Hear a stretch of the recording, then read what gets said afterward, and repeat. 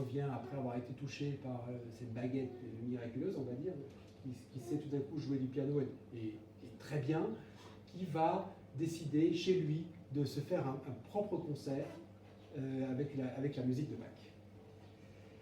Donc il est assis à son piano dans sa chambre et devant lui, la fenêtre ouverte, c'est l'été, et il y a les arbres de son jardin. Alors, oui. Des nuages avaient rafraîchi le soleil qui inondait la pièce à son réveil et jouait à cache-cache avec le piano. Il posa une boisson mentholée gazeuse sur le haut de l'instrument et adressa ses doigts désormais confiants à la nacre des touches. Il n'avait pas hésité pour l'entrée en concert. Il entama les notes de la partition du prélude et fugue en mi mineur BWV 855 du clavier bien tempéré. Son regard s'en éloigna bientôt, sans qu'il s'en rendît compte, pour plonger dans le va-et-vient de la mélodie que ses doigts jouaient comme s'ils l'avaient toujours connue.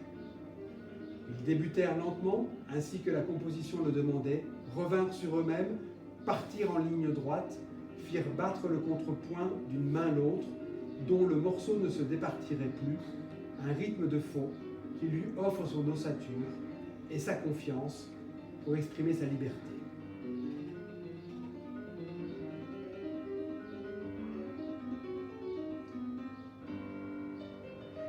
Les notes s'accélèrent ensuite, comme pour chuter, mais demeurent toujours debout, vives, parfaites.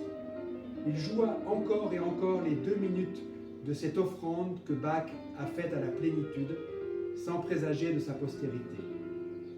Il enchaîna le prélude et la fugue dans un mouvement dont il ne sut la proximité de l'achèvement que parvenu au point culminant de sa vitesse et de son volume.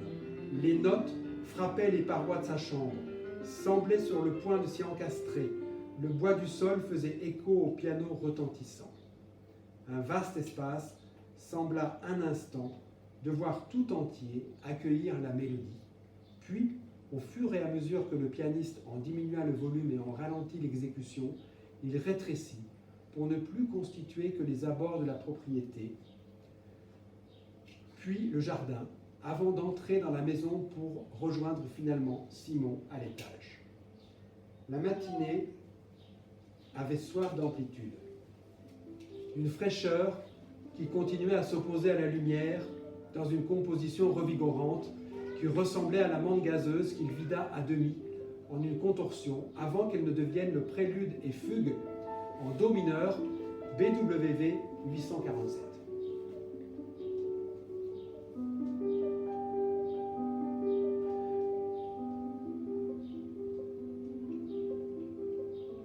Les notes pétillèrent comme renvoyées d'un bord l'autre d'un facétieux réceptacle. Au centre du tourbillon, le calme revint pour une allègre promenade cadencée qui porta l'interprète vers la pleine assurance du prélude et fugue en do majeur BWV 846.